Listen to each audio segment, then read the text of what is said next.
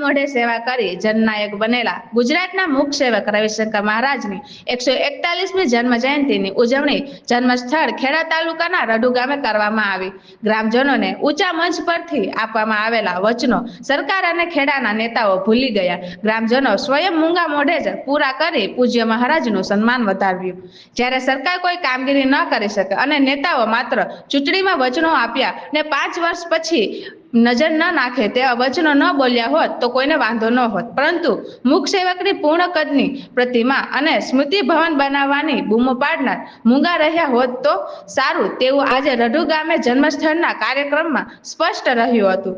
બિલકુલ મૂંગા મોએ કોઈ પણ જાતના શોર બકોર કર્યા સિવાય સમર્પણ સેવા ટ્રસ્ટના યુવાનો દ્વારા 5 ફૂટની મૂર્તિ અને સ્મૃતિ ભવન ઊભું કરી નાખ્યું।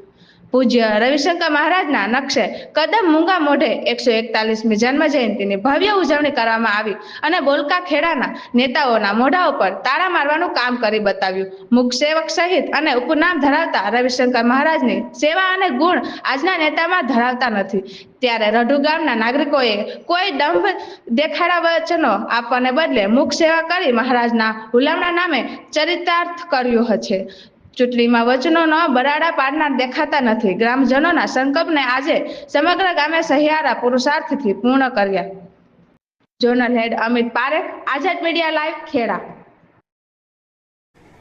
141મી જન્મ જયંતિના દિવસે રવિશંકર મહારાજનું જન્મસ્થળ અમારું ગામ, એમની સ્મૃતિ ભવનનું નિર્માણ થાય એવું ઘણા વર્ષોથી આ રઢુ ગામના નાગરિકોની ખૂબ ઈચ્છા હતી।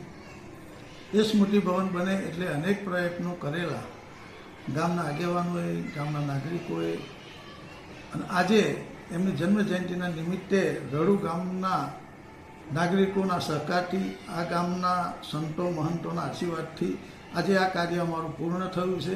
અને એ કાર્યના કારણે આ ગામની અંદર આજુબાજુના ગામોમાં પણ ખૂબ આજે આનંદ અને ઉત્સાહ છે। આ સ્મૃતિ નિર્માણ થયું તેમાં ગામના નાગરિકોનો પૂરેપૂરો સહકાર છે। ગામના જ નાગરિકોએ આ ફંડ ઊભું કર્યું, ગામના જ લોકોએ એને એ જગાનું પણ નિર્માણ કર્યું અને આજે એ કાર્ય વર્ષો પછી અમારું પૂર્ણ થયું છે। સિસોદિયા છે, હું સમર્પણ સેવા ટ્રસ્ટનો પ્રમુખ તરીકે કારભાર સંભાળું છું અને સૌ સાથે મળી અને ગામના સહયોગથી, ફક્ત ગ્રામજનોના સહયોગથી માત્ર 15 દિવસની અંદર સૌના સહયોગથી આ કાર્ય અમે પરિપૂર્ણ કર્યું છે અને પૂજ્ય દાદાની પ્રતિમાનું અનાવરણ આજ રોજ કરી અમે હર્ષની લાગણી અનુભવીએ છીએ।